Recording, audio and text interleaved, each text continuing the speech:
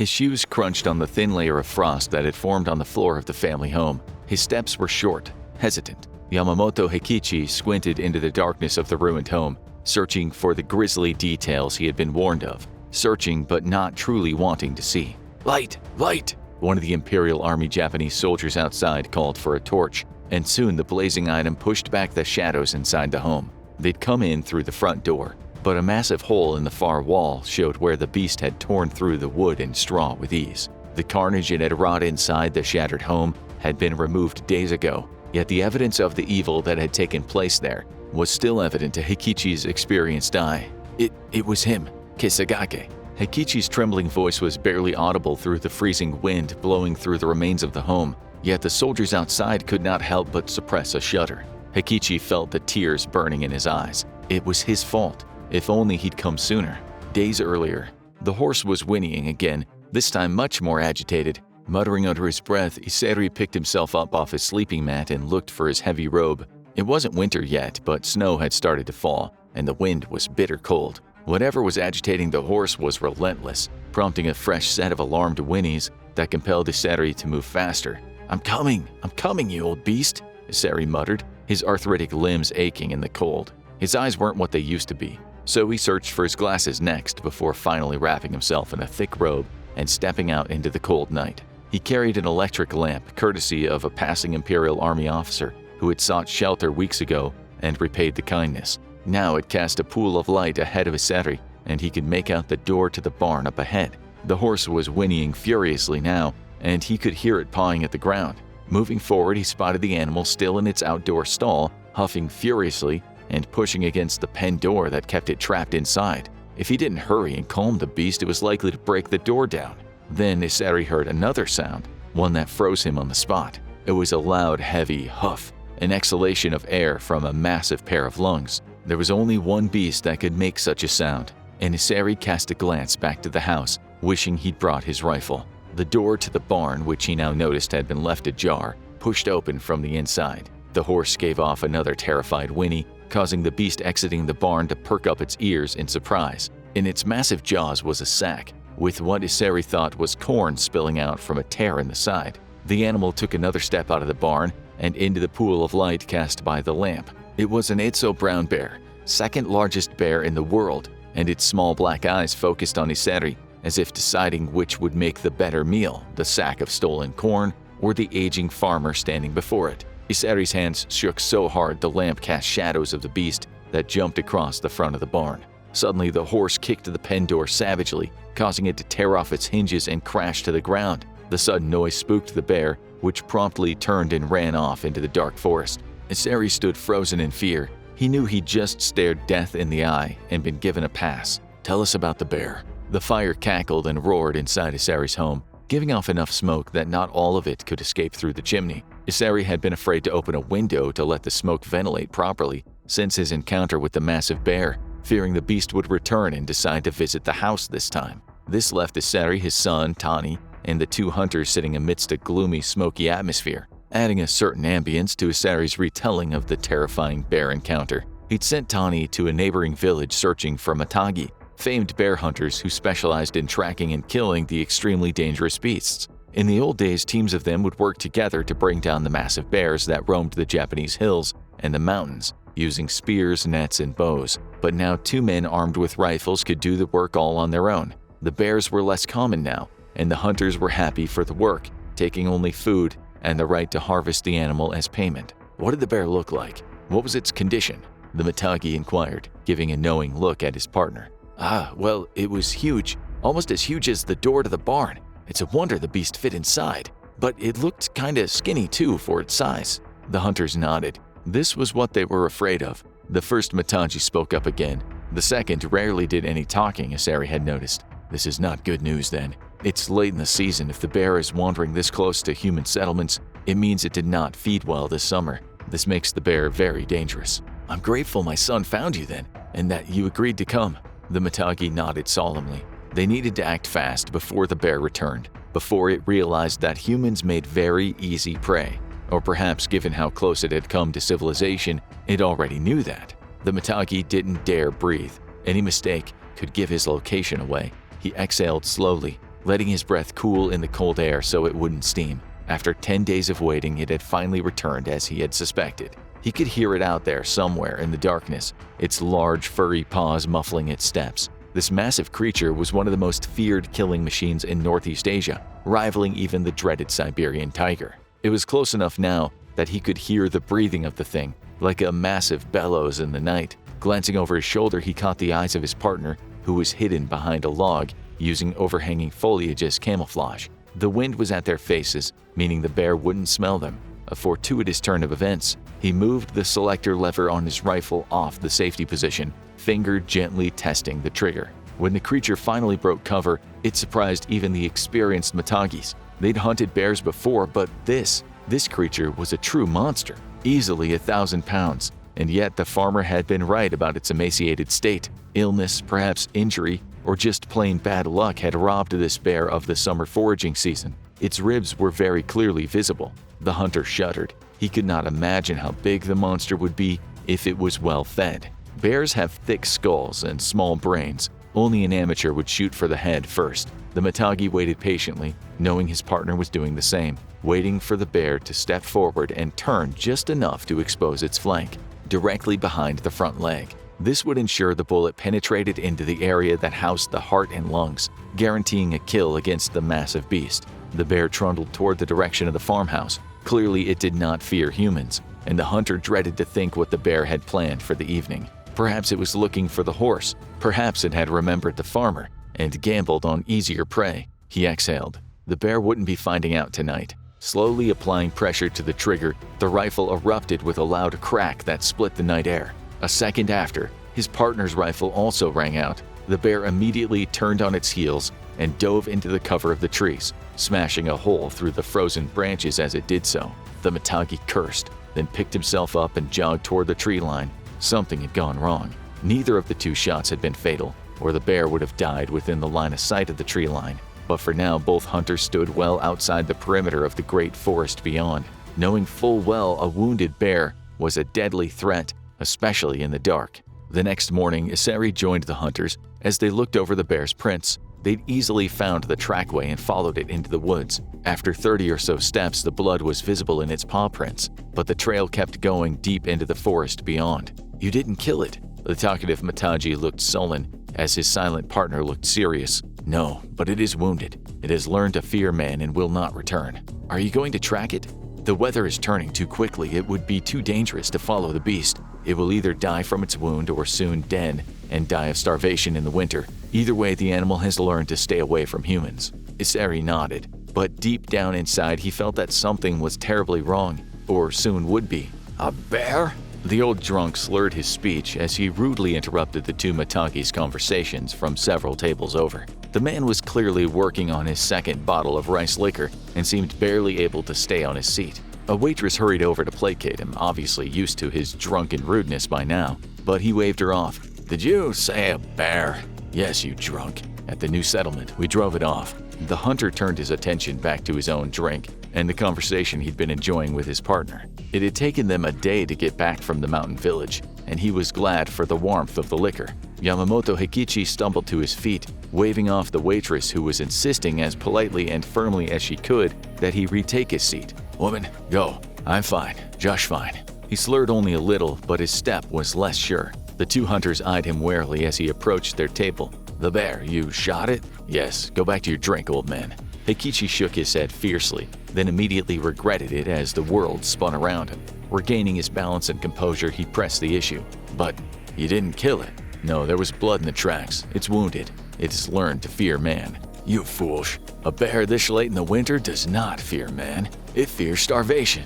The normally silent hunter finally spoke, apparently having enough from the old drunk. "The bear will not return. Now go sit, you old drunk fool." Heikichi stood his ground, despite the fierce stare. As a boy, he killed a bear with just a knife, starting a life of hunting the animals that would see 300 of them fall to his rifle. 6 years ago, he fought in the Russo-Japanese War. This big hunter didn't scare him, only the horrors in his mind did, and the liquor did a good job of chasing them away. "Fools, you should have seen the job through." Heikichi teetered as he turned, stumbling back to his seat and the comfort of his liquor. Abe Mayu worked quickly but quietly, not wanting to wake up the baby. She was caring for a neighbor's child while they sought a business elsewhere, the experience quickly becoming more a pleasure than a chore. She hadn't had any children of her own yet, but she and her husband were hopeful it would happen soon. In the meantime, tiny Hasumi had been a delight to care for, the sleeping baby giving her an opportunity to taste the joys that motherhood would bring. It was work caring for the infant, but it was happy work, and she was glad to do it. She imagined what it would be like to care for her own one day, maybe 2 or 3 of them at a time. The thought brought a smile to her face, and she cast a sideways glance at the sleeping Hasumi. That's when she noticed the door. The small home was made, like most other homes in the settlement, of beams of wood supporting thick straw walls. There were only 2 windows as glass was expensive, and one front door leading to the communal living and sleeping area heated by a wood-burning stove. That front door had popped open slightly. Curious, she turned around and thought about calling to her husband, but something told her it wasn't him. Besides, it was only 10 in the morning. He wouldn't be home for a while yet. The door would open a few inches and then close before opening once more. Abe smiled. It was clearly some of the village children taking a curious peek, or perhaps looking to give her a good scare. "Hey, I see." Abe's next words froze in her throat, her stomach tightening into a knot out of sheer terror. The door had opened again, just a few more inches, enough for a very large, furry brown snout to stick in and take several deep sniffs. Out of instinct, she looked toward the baby, but Hasumi was on the other side of the room, closer to the bear than her. Her fear turned to terror as the bear now pushed the door open, sticking its massive shaggy head inside and immediately turning to look straight at Abe.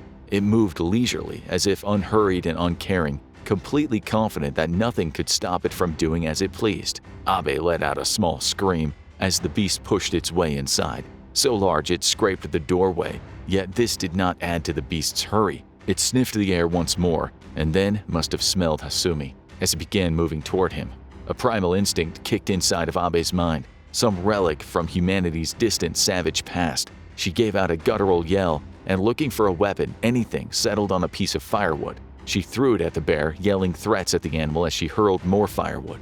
This got its attention, and with an annoyed snort, it turned and charged straight at Abe. The primal beast was met with primal human rage, tiny Abe lashing out at the bear with a solid chunk of firewood. It made contact with the bear's thick skull just as its jaws closed around Abe's shoulders. The monster shook her savagely, hard enough to bang her head against a table and nearly drive her to unconsciousness. A second bite crushed Abe's left hand, still holding a piece of firewood. With the bear's jaws closing around her face in a suffocating embrace, Abe finally stopped screaming. Saito Ishiguro and Miyoke Yasutaro had rushed over once news of the attack finally reached the laborers felling trees for lumber. It had been at least an hour before a group of children noticed the bloody drag marks leading back to the small home. The children peered inside and then ran off screaming in terror. Saito and Miyoke stared dumbfounded in terror at the scene inside. There were items and furniture strewn everywhere, the culprit easy to identify from the numerous bloody bear prints.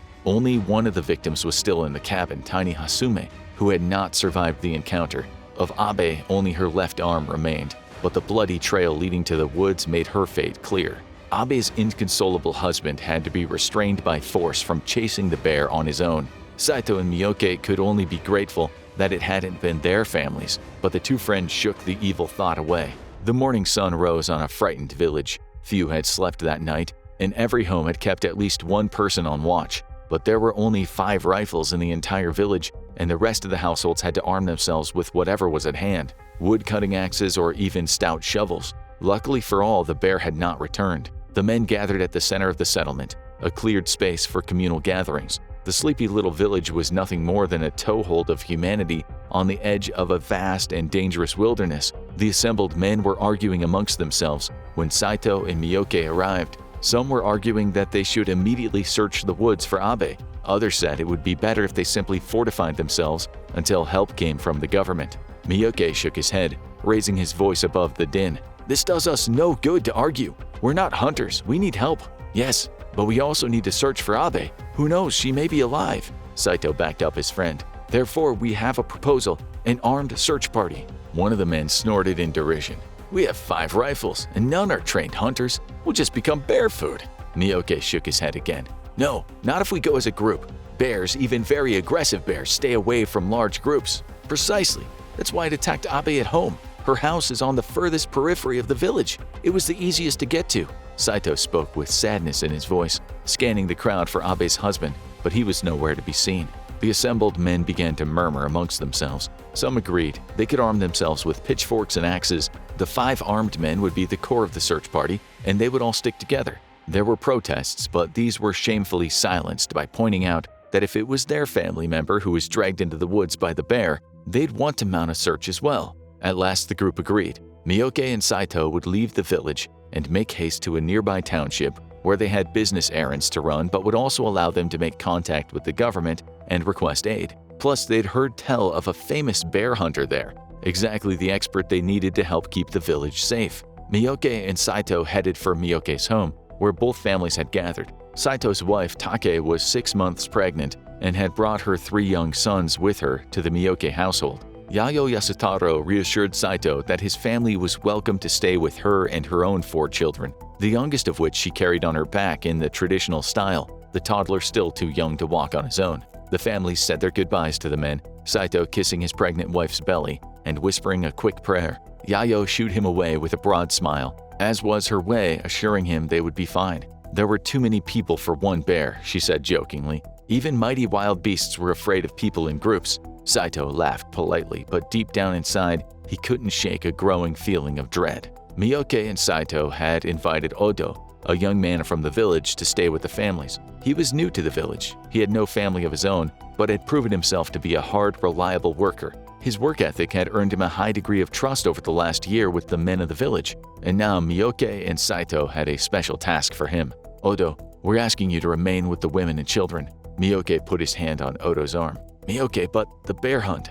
Odo, please, we're entrusting you with what is most precious to us. If I had a son your age, I would wish him to be like you. Saito clapped Odo on the shoulder. Let the rest of the village hunt the bear. We need you here, please. Odo didn't hesitate, nodding in agreement. He dearly wished to join the bear hunt. He hated that bear for what it had done to Abe and the child. But the older men were right. How could he possibly refuse them after their generosity this last year? We have no rifle, but you can use the heavy axe for felling trees. And there's an imperial police post only half a day from here. They'll send guards before night is out. Saito told the truth. If they hurried, and they would, they could arrive at the provincial police post by noon. And if the police hurried, as he hoped they would be in the village by nightfall. Odo nodded solemnly. You can trust me. I vow to protect your families with my life. Miyoke and Saito smiled, clapping the young man on the shoulder. Both hoped it wouldn't come to that, but the thought of Odo keeping watch made them feel better about leaving. A group of 30 men had assembled to enter the woods.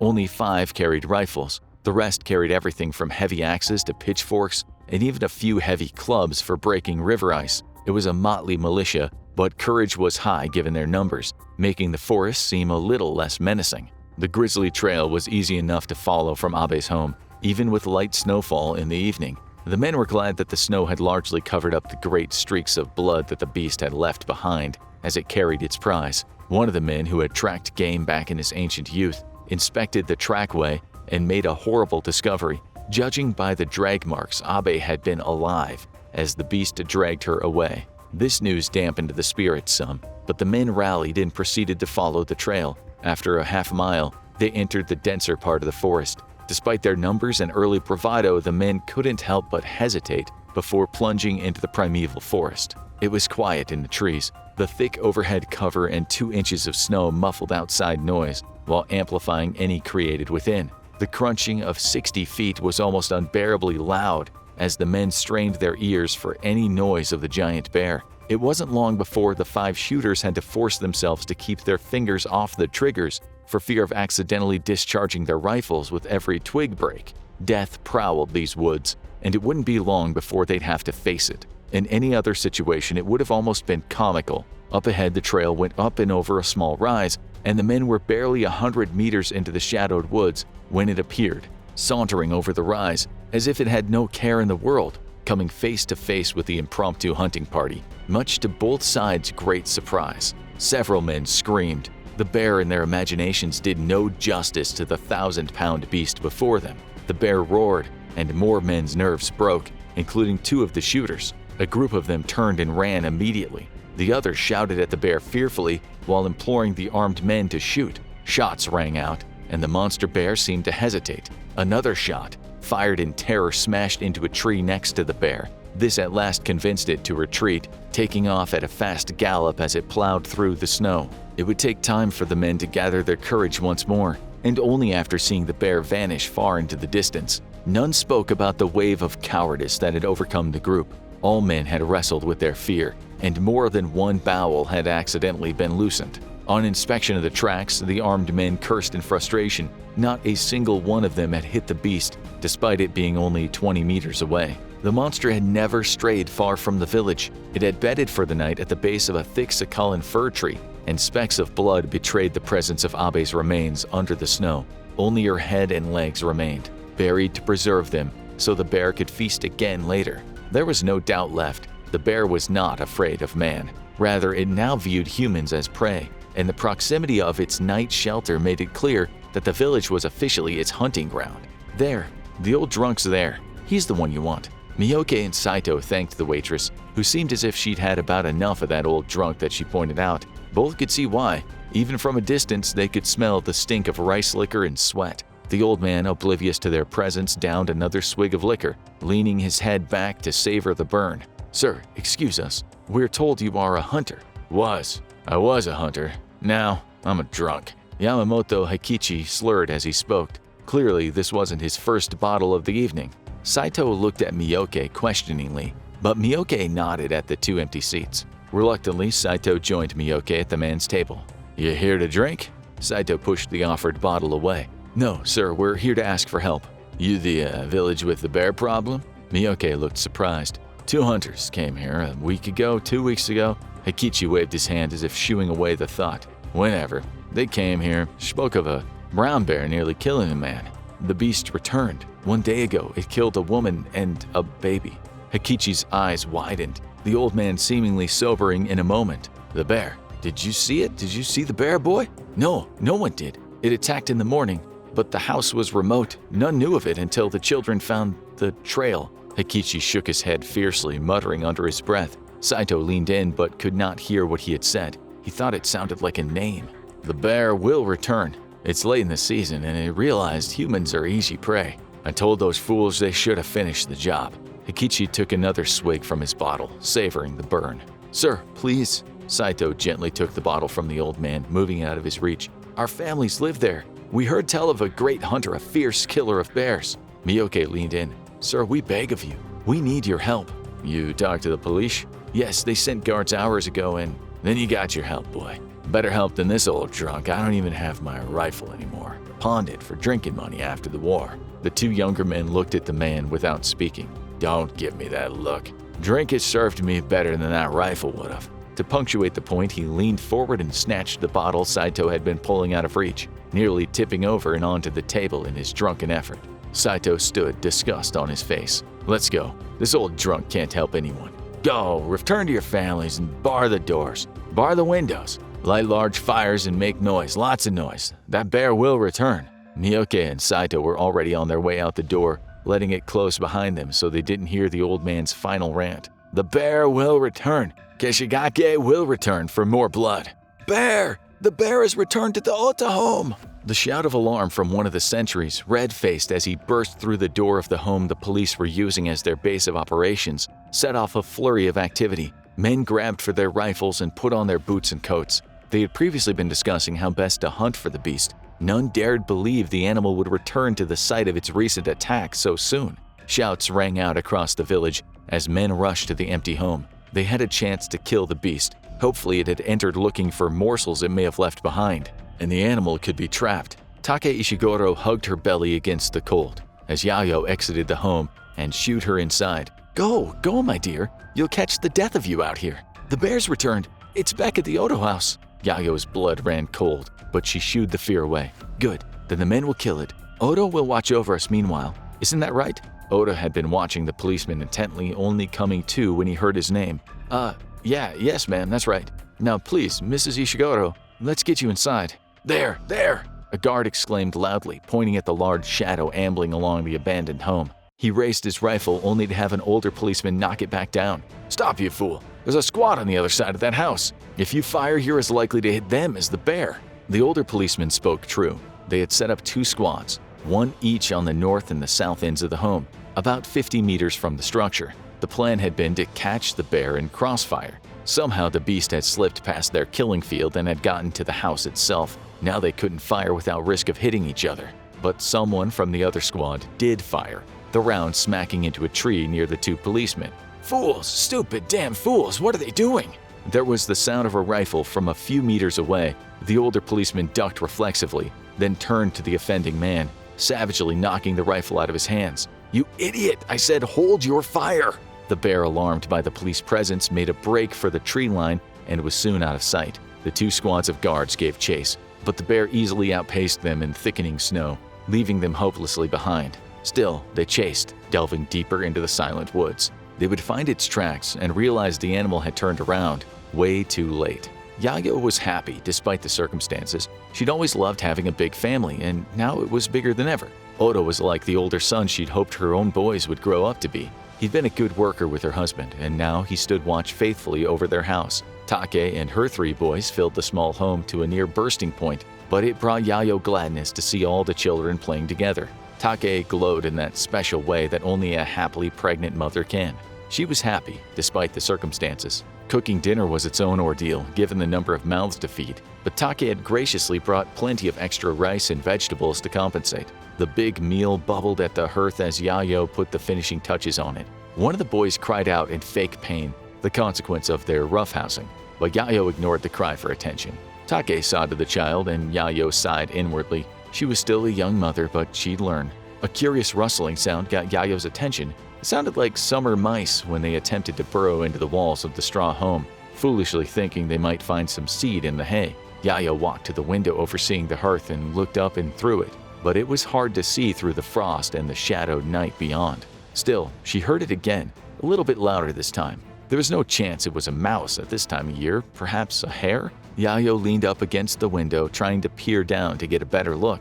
This time she found a face waiting for her there. Her eyes were immediately drawn to the beast's massive fangs and 2 evil, dark eyes that gazed lazily at her through the all-too-thin pane of glass. She tried to scream, but couldn't. The bear gave her no time. With ease, the massive beast burst through the straw and wooden beam-reinforced wall, sending a shower of splinters across the floor. A chorus of children screamed in unison as the monster landed on top of Yayo, crushing her under its massive weight. Yayo desperately twisted and turned, her youngest son still strapped to her back, but the bear gave her no leeway, instead bringing its jaws down on her skull and scalping her as its teeth raked her head. Odo's eyes darted around in a panic. The axe! Where'd he place the axe? By the door, he realized, and darted across the room for it. The quick movement drew the bear's attention, who swiped at him as he passed, raking its 3-inch claws across his ribs. The blow sent him reeling backwards and away from his destination, crashing into the furniture. The bear's sudden movement had caused the cooking pot to spill over and douse the flames below it. Now the home was plunged into shadows, lit only by a single oil lamp hanging from the ceiling. In the attack against Odo, the bear had released its hold on Yayo, who now picked herself up and stumbled away from the beast toward the door. With the bear focused on him, Odo ducked behind a large dresser, but not before the beast's claws raked him once more from behind, leaving deep wounds on the brave defender's back. He frantically squirmed and squeezed, moving into the small space behind the dresser and away from the bear's probing claws. The bear now reared up onto its hind legs, standing 9 feet tall over the screaming children and women. Its head grazed the lower boards of the ceiling, knocking the oil lamp to the ground. The home was now lit only by the light of the moon spilling in through the broken wall. The younger children tried to run to safety past the monster, but it was quicker. Take screamed as the bear lunged at one of her sons, throwing a pot that struck it in its jaws. In a blind fury, the bear leapt forward, knocking away one of Yayo's sons with a fatal swipe of its paws, and crashed into Take. The massive beast bit at Take's leg, shattering the bone with ease. Please, bear, take my legs, take my face. Please just don't touch my belly." Take begged the monster as it lacerated her with its jaws,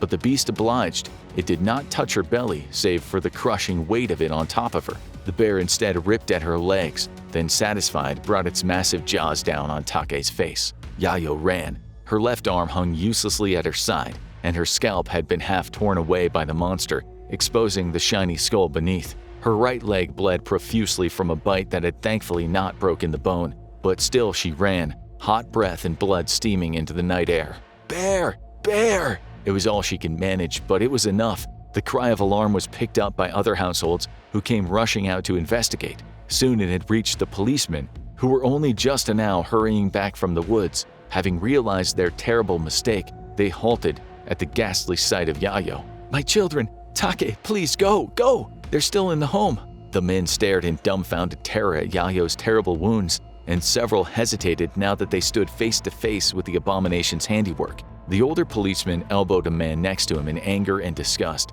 "What are you standing around for? The beast could still be at the home. There could still be survivors." He did not wait as he sprinted off, prompting the younger policeman to follow in shame.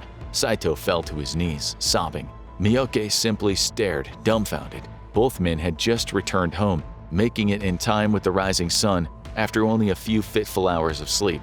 They had found the village strangely quiet until running into a two-man police sentry team. The police officer had not given either of the men the full details, but after learning their identities, he instead rushed them to the large schoolhouse where the injured were being treated and most of the villagers had taken refuge. There had not been much left of Saito's wife. She had been covered entirely with a blanket, and several men had to restrain him from tearing it away to reveal the horrifying sight beneath. The monster had agreed to Take's offer, eating much of her face and both of her legs. Her pregnant belly had miraculously been untouched. A local surgeon had performed an emergency C-section on the corpse and was shocked to discover that the child inside was still alive. But the crushing weight of the bear had done its damage, and Saito's youngest and only surviving son would not live past a year from the date of his premature birth. Miyoke's family had fared little better. His second youngest son had survived the encounter, but with crippling injuries that would mar him for life. Yayo's breath was shallow through the heavy bandages that wrapped her head.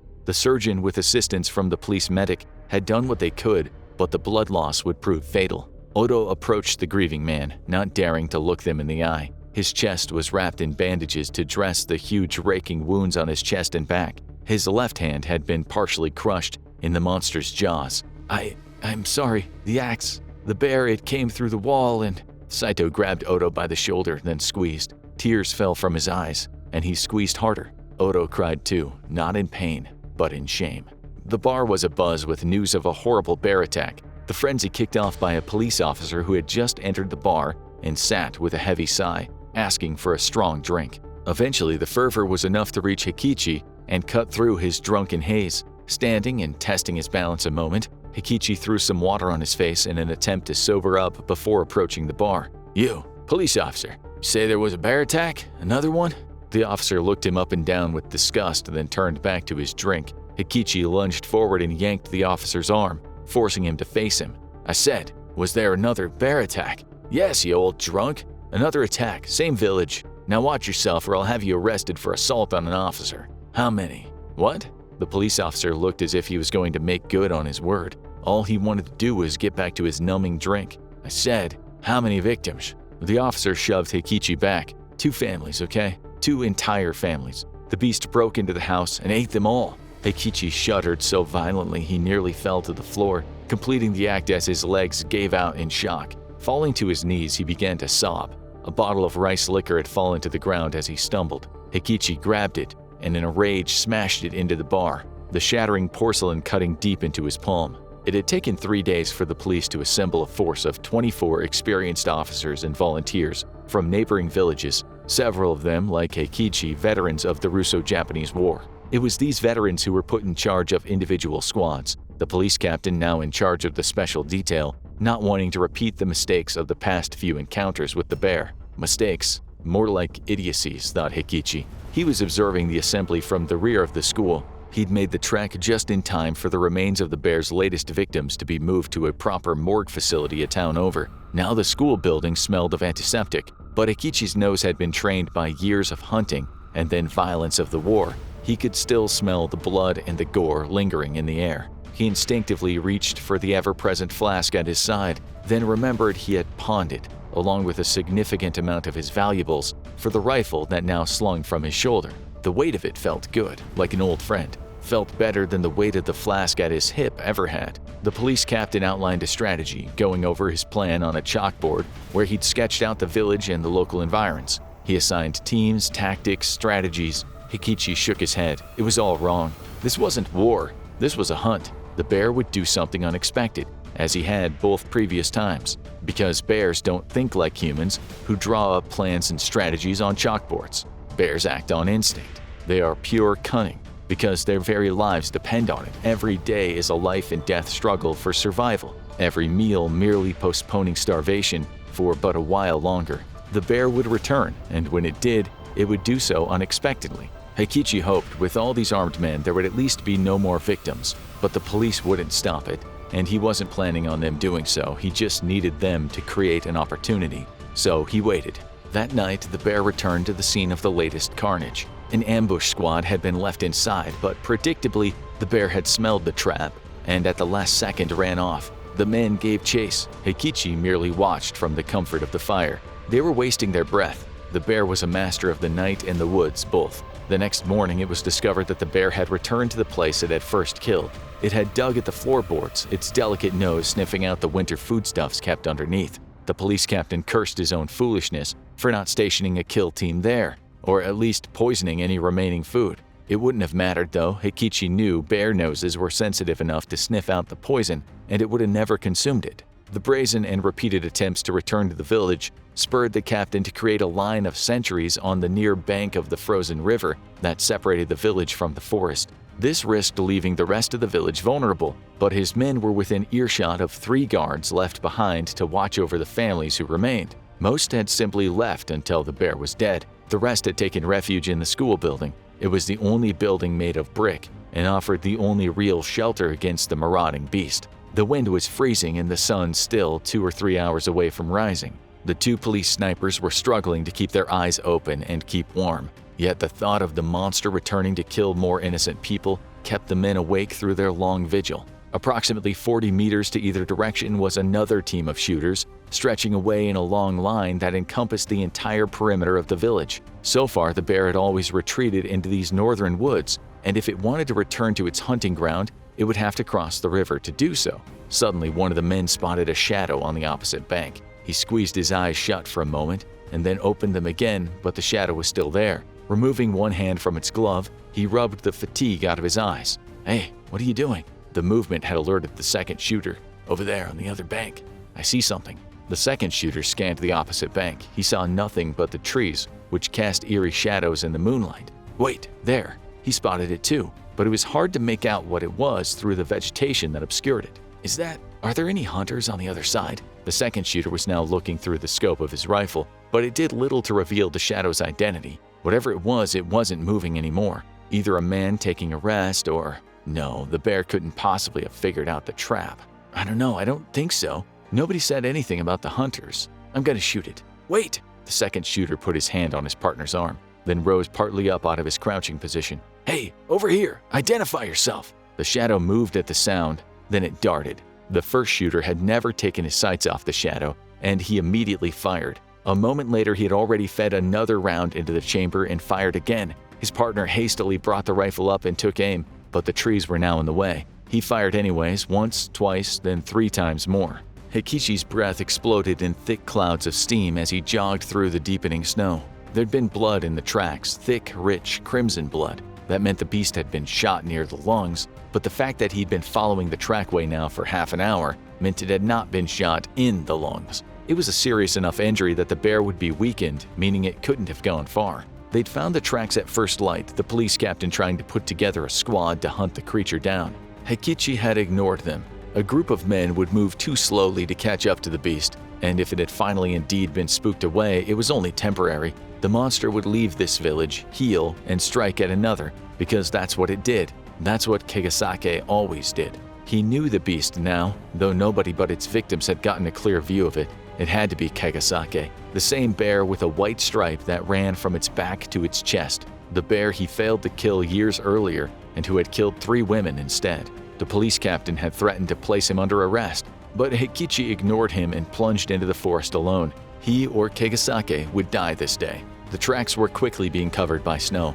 Heikichi cursed the police captain's foolishness a second time. He trudged on, noting how the distance between the tracks shrunk ever so slightly. Kegasake was weakening despite the blood in the tracks growing fainter. It was likely in pain and exhausted. The monster had killed and eaten 7 people by now, but humans make for poor meals. especially the numerous children the abomination had listed amongst its victims. No wonder the bear kept coming back for more. Its appetite was voracious, the calories it consumed few. When the snow filled the tracks in completely, Heikichi pushed on, guided by breaks in branches and other sign only an experienced hunter would note. The sign the beast left behind growing scarcer as the woods opened up. This wasn't right. The injured beast would seek somewhere to hide, somewhere safe to rest, somewhere unseen. There, a copse of trees with a thick oak in the middle. He could see the roots of the massive tree even through the cover of its compatriots. It would be the perfect shelter and the perfect place for an ambush. Heikichi wasn't so sure who would be doing the ambushing, though. He moved silently, stepping slowly and deliberately. His feet gently pushed the snow down to break the thin layer of ice at the top and prevent loud crunches as he stepped. His movements were painstakingly slow, but he was used to it. Years of hunting bears had taught him patience. Once he penetrated the trees, he moved even slower, picking a careful path through the frozen branches that blocked his way. His hunch had been right. He could see the parted branches Kegasake had pushed out of the way on the way in. The tree line finally opened slightly, revealing a big oak. At first he didn't see it, the snowfall covering the animal in a coat of white, but when it exhaled, the steam that filled the air was unmistakable. Heikichi felt fear growing in the pit of his stomach. Kegasake had grown in the years since their last encounter. Even emaciated as it was, the animal was an absolute monster, its breath as it slumbered like twin industrial bellows. He slowly moved the rifle into his shoulder, lining up the iron sights on the bear. No, this wasn't right. His victims had died in terror. Heikichi wanted Kegasake to know death had arrived. Bear! Hey, bear! The beast's eyes snapped open. Its nose worked at the air furiously. To Heikichi's great surprise, Kegasake did not charge. It seemed to simply take in the sight of the hunter with an air of disdain. It could have closed the 20-meter distance between them in a few mighty bounds, but instead, it simply shook its head clear of snow and continued staring. Heikichi was incredulous. Did this bear fear men so little? Or was it death that Kegasake did not fear? Whether you fear it or not, death has come today, monster. Kegasake at last responded to the threat. It took a single step forward and reared up to its full height, an impressive 9 feet tall. Heikichi spotted the familiar white stripe running from its back to its chest, where his sights currently rested. The bear roared and Heikichi's rifle responded. The heavy round slammed into the bear with the energy of a runaway automobile, penetrating deep into the beast's heart. The bear stumbled backward, losing its balance and falling forward on its front paws. Heikichi chambered a second round as Kegasake roared in defiance and lunged forward. His second shot was as true as his first, striking the bear in the skull and boring through the thick cranial plate to destroy the brain inside. Kegasake seemed to whimper, almost as if surprised, then stumbled forward onto the snow carried by its own momentum. With a final exhale, the bear moved no more. Now go check out horrific ways people have been eaten alive, or click this other video instead.